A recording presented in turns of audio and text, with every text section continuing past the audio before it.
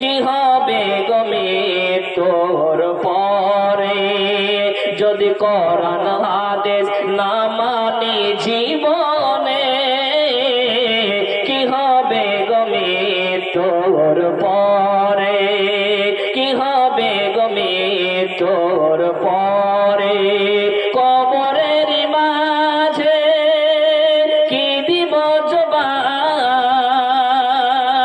কবরের মাঝে কি দিব জবাব? মুনকার নাকিরের তরে যদি কোরআন হাদিস না মানি জীবনে?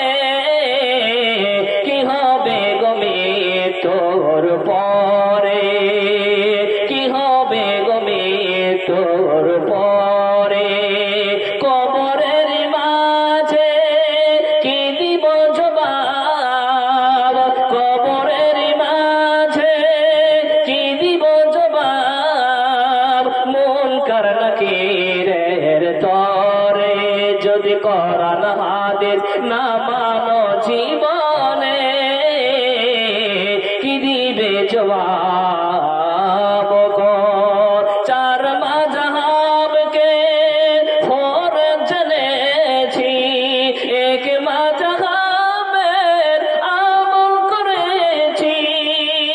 চার মাযহাবকে ফরজ জেনেছি, এক মাযহাবের আমল করেছি। কোরআন হাদিসের দিকে দেখিনি তো ফিরে। কি হবে গো মৃত্যুর পরে যদি কোরআন হাদিস না মানি জীবনে? কি হবে গো মৃত্যুর পরে?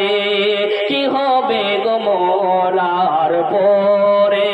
মৃত্যুর শিহরে বসে জানলাম আলিমদের পরশে। মৃত্যুর শিহরে বসে জানলাম আলিমদের পরশে। চার মাযহাব নেই কোরআন হাদিসে। মৌলভী সাহেবকে জিজ্ঞাসা করলাম, বলে আছে ফিকাতে।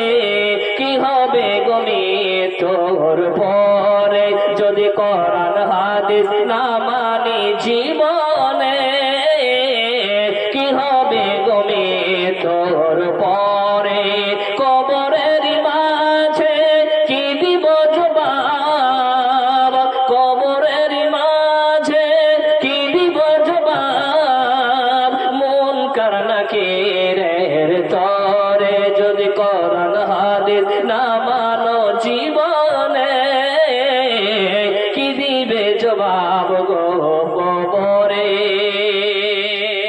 বাবা, জীবনে যদি কোরআন হাদিস না মানেন, আজকে দেখেন সুন্দর একটা হাদিস এবং কোরআনের যে ভাইজান আমার আয়োজন করেছেন, আমি ভাইজানের পরিবারের জন্য সকলের জন্য দোয়া করি যে ভাই